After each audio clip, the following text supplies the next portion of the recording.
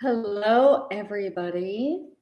I am Stephanie from Dreamer Apothecary, and today we are going to talk about the Norse goddess Frigga. We're also going to talk a little bit about Freya because she's often confused with Frigga, although I personally believe they are completely separate goddesses. So, we're going to talk a little bit about both of them. We're also going to talk about how Frigga is associated with mistletoe and the tale of Baldr's death. So, super excited. Frigga is my favorite goddess. At the end, I'm also going to read directly from the Prose Edda. So my copy here is very well loved. But at the end, we're going to do a little story time and hear about the story exactly, well, not exactly, because things get changed, especially over time with history, but as close to the story that our ancestors would have been told about Frigga and Mistletoe and Baldr's death. So, super, super exciting. This is also our first time going live on YouTube, so bear with me. And it's also, I'm going to give you guys full disclaimer, I am not well versed in Old Norse.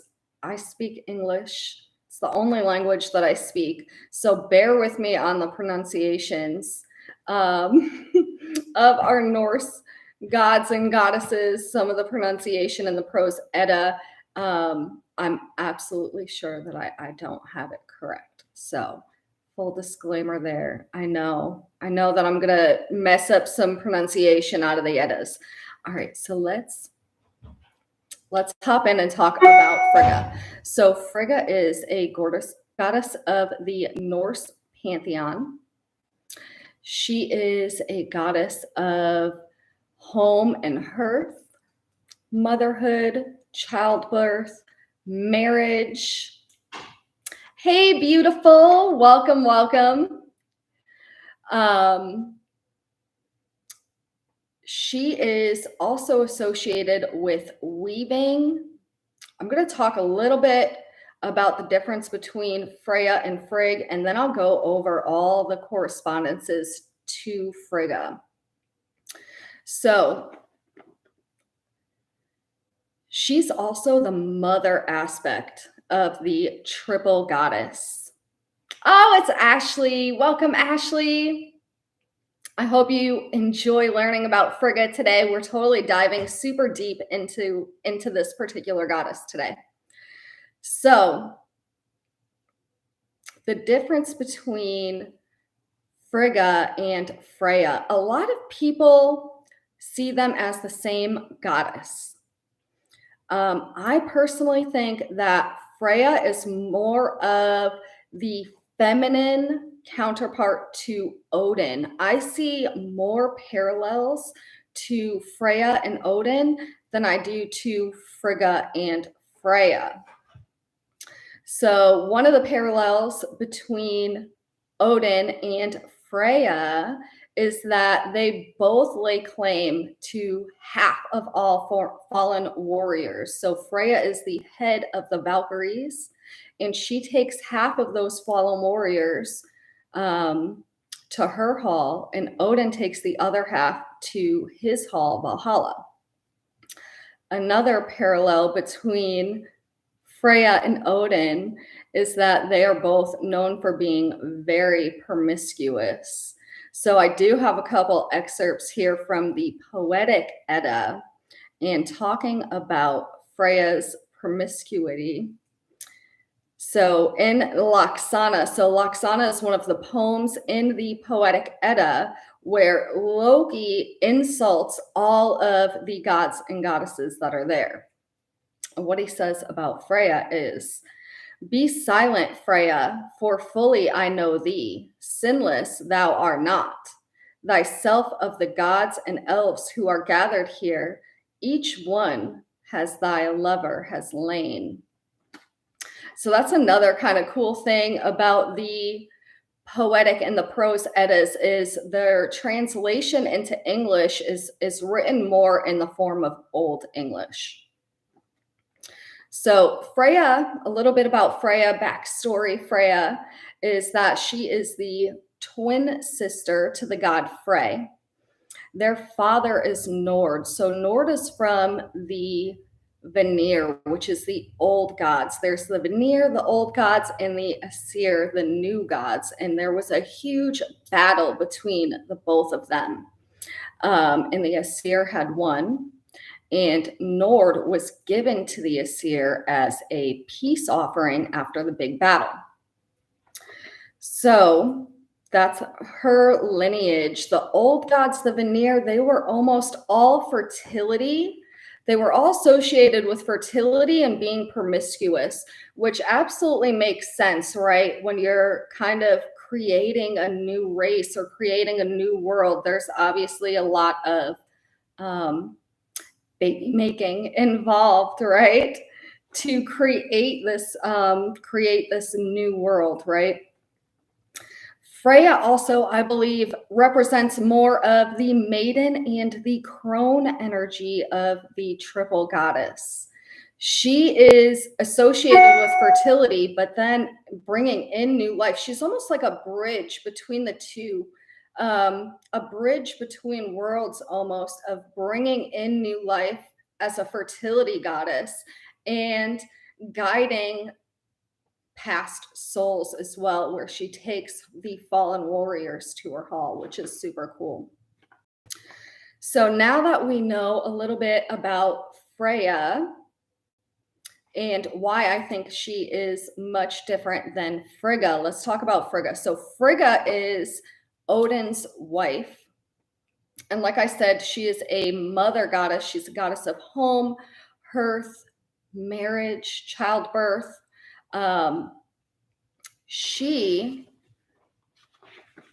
Let's see here. So traditionally, the hearth or the fireplace of the home was considered the heart of the home. So that's where you get your warmth and your light and where you cook your food, especially in the winter months. So Frigga is also known for her gift of prophecy. She is said to know the fates of all men, though she never says what she knows. To me, she parallels very water energy, very, very, very watery energy. Think about psychic abilities, intuition, the womb, motherhood, very, very watery energy. So in the Prose Edda, which is actually going to be the same story that I read at the end, which I know I'm going to not pronounce this word correctly, so bear with me. Gifglening. It's a story of creation, so it's a very long story in the Prose Edda about the beginning of the gods all the way to Ragnarok, the end of the gods. And Frigga's, we're talking about Freya, Frigga's gift of prophecy is mentioned near the beginning of the story. And it said, "Then said Gangleri, who are the Aesir? They whom it behoves men to believe." Har answered, "The divine Aesir are 12. Then said Jafnahar, "Not less holy are the Asuntur, the goddesses. They are of no less authority." Then said Thrid, "Odin is the highest and oldest of the Aesir. He rules all things, and mighty as the other gods, they all serve him as children obey a father. Frigg is his wife, and she knows all the fates of men, though she speaks of no prophecy. As is said here, when Odin spoke with him of the Aesir, whom men call Loki. Thou art mad now, Loki, and reft of mind. Why, Loki, leavest thou not off? Frigg, methinks, is wise in all fates, though herself say them not. So that's where her gift of prophecy is mentioned in the Prose Edda. There's also another poem in the Poetic Edda, Baldr's Drumar, which translates to Baldr's dreams. It's Baldr's dreams that kind of triggered these whole events. He had dreams that he was going to die. And in that story, Odin meets with a vulva, or a wise woman, to ask her about the prophecy of Baldr's death. And she pretty much foreshadows the coming of Ragnarok in that poem. Maybe we'll read that one another day. So before we head into reading from the Prose Edda, let's go over some of the correspondences for the goddess Frigga. So colors that correspond with her are green, blue, white, and silver. The day of the week is Friday. That's kind of another parallel between Frigga and Freya. They're both associated with the day of the week, Friday.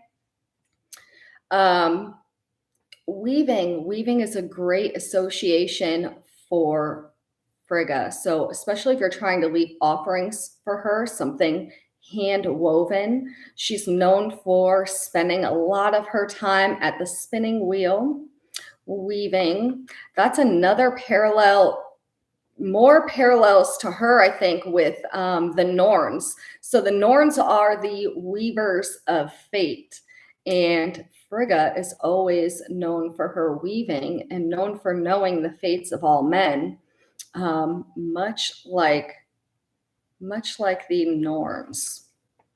So the hearth, or the fireplace, that's another association with the goddess Frigga. I would also go as far to say the kitchen. Now that we live in modern times, the kitchen is more of the heart of the home. The kitchen is where we're cooking, where we're gathering with our family and eating meals. So the kitchen is another association. She's also associated with keys. She's depicted as wearing keys around her waist. Animals that she's associated with are dogs, goats, geese, and hawks. She's said to be able to,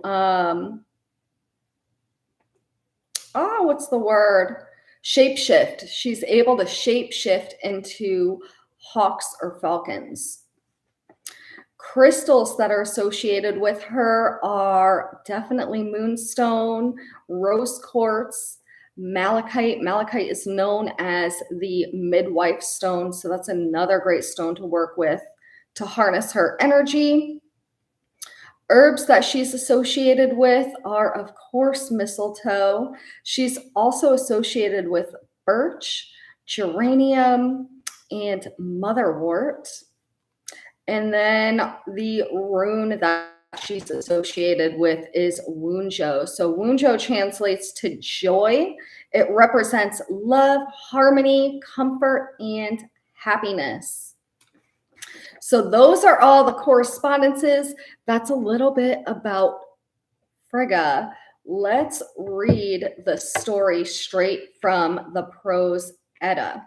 So basically what the story is saying, because like I said, it is kind of transferred to where it sounds like Old English. Basically what the story is portraying is that Baldr is having these dreams that something very perilous is going to happen to him. And so Frigga, who is his mother, Baldr is the son of Odin and Frigga. She asks everything in the world, every living thing, every stone, every plant, every tree, every metal, to not harm her son. And they all take an oath that they cannot harm Baldr. So what they do then is they have like they call it the thing. So the thing is like a big legislative gathering where everybody gathers. And she has them come to this gathering and they all attempt to harm Baldr. So they all are throwing sticks and stones and arrows and swords at him, and nothing is hurting him. So Loki gets upset with this. That's not the kind of chaos that he wants to see happening. So he disguises himself as a woman and goes to Frigga and says,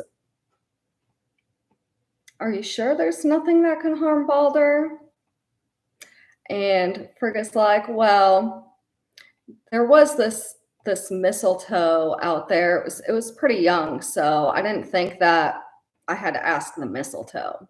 So of course, Loki, being the trickster that he is, takes the mistletoe and brings it to Hoder, who is the blind god. And when he notices that he's not joining in on the fun of trying to harm Baldr, he's like, why aren't you playing? And Hoder's like, "Well, I don't have a weapon, and also I'm blind. I can't see where Baldr is standing." So Loki's like, "Oh, I'll help you." And he takes the mistletoe and he gives it to Hoder, and Hoder shoots it at Baldr, and of course Baldr drops dead. So that's the premises of the story and how mistletoe is connected with Frigga. I believe Frigga really wanted to see something that was originally seen as destructive and deadly into a symbol of love, which is why we now kiss under the mistletoe at Christmas time. Also, it's a really cool kind of parallel. The Celtics saw mistletoe as a representative of life everlasting because it doesn't die during the winter. So it's kind of this associated with eternal life.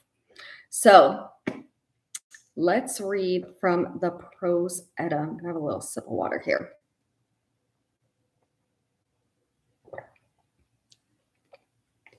So we're going to read, like I said, directly from the Prose Edda. This is the translation by Snorri Sturluson. And here we go, story time. Then spoke Gangleri. "Have any more matters of note befallen among the Aesir? A very great deed of valor did Thor achieve on that journey." Har made answer, "Now shall be told of the tidings which seem of more consequence to the Aesir. The beginning of the story is that Baldr the Good dreamed a great and perilous dreams touching his life. When he told these dreams to the Aesir, they took counsel together, and then this was their decision, to ask safety for Baldr from all kinds of dangers. And Frigg took oaths to purport this, that fire and water should spare Baldr, likewise iron and metal of all kinds, stones, earth, trees, sicknesses, beasts, birds, venom, serpent. And when that was done and made known, then it was a diversion of Baldr's and the Aesir that they should stand up in the thing. And all others should come and shoot him, some hoe him, some beat him with stones. But whatsoever was done hurt him not at all. And that seemed to them a very worshipful thing. But when Loki Leifrson saw this, it pleased him ill that Baldr took no hurt. He went to Fenrisleir to Frigg, and made himself to the likeness of a woman. When Frigg asked if that woman knew what the Aesir did at the thing, she said that all were shooting at Baldr, and moreover, that he took no hurt. Then said Frigg, neither weapons nor trees may hurt Baldr. I have taken oaths of them all. Then the woman asked, have all things taken oaths to spare Baldr? And Frigg answered, there grows a tree sprout alone westward of Valhall. It is called mistletoe. I thought it too young to ask of the oath. Then straightway the woman turned away, but Loki took the mistletoe and pulled it up and went to the thing. Hoder stood outside of the ring of men because he was blind. Then spoke Loki to him, why dost thou not shoot Baldr? He answered, because I see not where Baldr is, and for this also I am weaponless. Then asked Loki, do thou also after the manner of other men, and show Baldr honor as the other men do? I will direct thee where he stands. Shoot at him with this wand. Hoder took the mistletoe and shot at Baldr, being guided by Loki. The shaft flew through Baldr, and he fell dead to the earth, and that was the greatest mischance that had ever befallen among gods and men. Then when Baldr was fallen, words failed of all the Aesir, and their hands likewise to lay hold of him. Each looked at each other, and they were all of one mind as to him who had wrought the work, but none might take vengeance. So a great sanctuary was in that place. But when the Aesir tried to speak, then it befell first that weeping broke out, so that none of them might speak to the others the words concerning his grief. But Odin bore that misfortune by so much the worst, as he had the most perception of how great harm and loss for the Aesir were in the death of Baldr. Now when the gods had come to themselves, Frigg spoke, and asked who there might be among the Aesir that would fain have for his own all her love and favor. Let him ride to hell and seek that he may find Baldr, and offer hell a ransom, if she would let Baldr come home to Asgard. And he is named Hermodr the Bold, Odin's son, who took that embassy. Then Sleipnir was taken, Odin's steed, and led forward, and Hermodr mounted on that horse and galloped off. The Aesir took the body of Baldr and brought it to the sea. Hringhorni is the name of Baldr's ship. It was the greatest of all ships. The gods would have launched it and made Baldr's pyre thereon, but the ship stirred not forward. Then word was sent to Jotunheim after that giant who is called Hyrroken. When she came, riding a wolf and having a viper for a brindle, then she leapt off her steed, and Odin called to 4 berserkers to tend to the steed, but they were not able to hold it until they had felled it. Then Hyrroken went to the prow of the boat and thrust it out in the first push, so that the fire burst from its rollers and all lands trembled. Thor became angry and clutched his hammer, and would straightway have broke her head, had the gods not prayed for peace for her. Then when the body of Baldr borne out on shipboard, and when his wife Nanna, the daughter of Nep, saw that, straightway her heart burst with grief, and she died. She was borne on the pyre, and fire was kindled.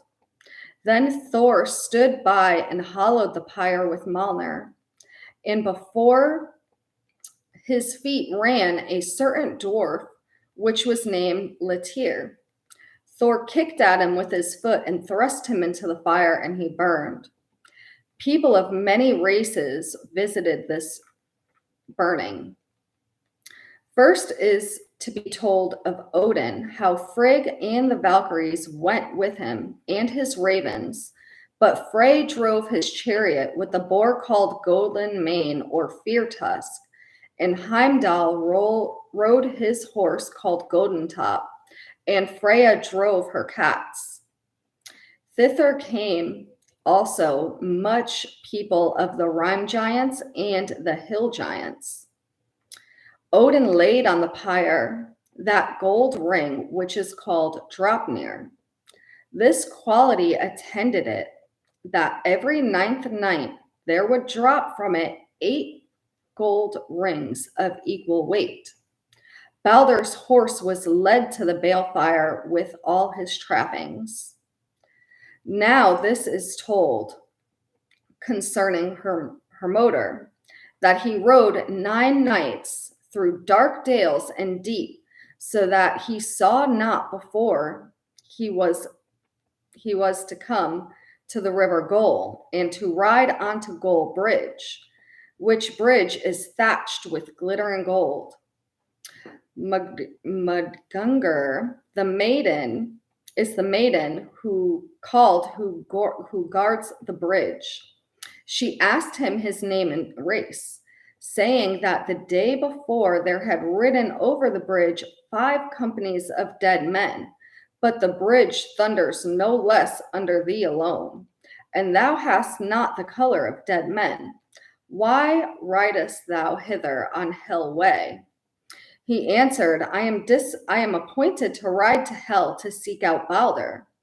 Hast thou perchance seen Baldr on hell way? She said that Baldr had ridden over Gull's Bridge, but down and north lieth hell way. Then Hermodr rode on until he came to Hell Gate. He dismounted from his steed and made his girths fast, mounted and pricked him with his spurs, and then the steed leaped over so hard over the gate that he came no wise near it. Then Hermodr rode home to the hall and dismounted from his steed, went into the hall and saw sitting there in the high seat Baldr, his brother. And Hermodr tarried there overnight. At morn, Hermodr prayed Hel that Baldr might ride home with him, and told her how great the weeping was among the Aesir. But Hel said that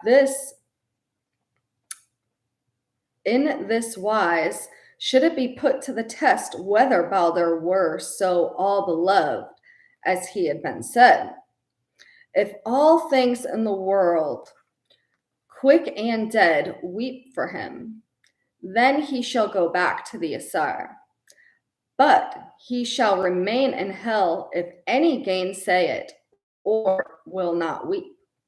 Then Hermodr rose, but Baldr led him out of the hall and took the ring Draupnir and sent it to Odin for a remembrance. And Nanna sent Frigg a linen smock, and yet more gifts to the Fulla, a golden finger ring. Then Hermodr rode his hard and told all those tidings which he had seen and heard. Thereupon the Aesir sent over all the world messengers to pray that Baldr be wept out of hell. And all men did this, and quick things in the earth, and stones, and trees, and all metals, even as thou must have seen that these things weep when they come out of frost and into the heat. Then, when the messengers went home, having well wrought their errand, they found a certain cave where a giantess sat. She called herself Thok. They prayed her to weep Baldr out of hell. She answered, Thok will weep waterless tears for Baldr's bale fair. Living or dead, I loved not the churl's son. Let hell hold what she hath. And men deem that she who was there was Loki Laferson, who hath wrought most ill among the Aesir. Then the story continues about the punishment that Loki receives for killing Balder. So I thought that was pretty awesome too.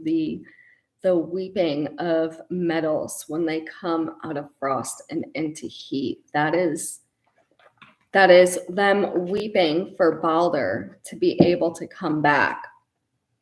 So I hope you guys enjoyed story time. I thought it would be great to connect as closely as we can with our ancestors and as closely as we can to the oldest of stories, and how it was told originally. So that is the goddess Frigg and her connection to mistletoe and the tale of Baldur's death. I hope you guys enjoyed it. If you did, I thought this would be a fun way to try out Facebook Live, or not Facebook. We're usually live on Facebook. So try out YouTube Live. I'm also thinking about doing a goddess series. I don't know that I'll do each video live. Maybe we will, maybe we won't. We'll see. But we'll do a whole series on all different goddesses and gods. Actually, we'll do different gods and goddesses. They could be from any pantheon. I resonate most with the Norse pantheon, so I'm sure we'll cover a lot of Norse gods and goddesses. But drop a comment. Let me know who is your favorite god or goddess, and maybe we'll do a video on them as well. So thank you guys all so much for watching. Much love and many blessings to you all. Bye.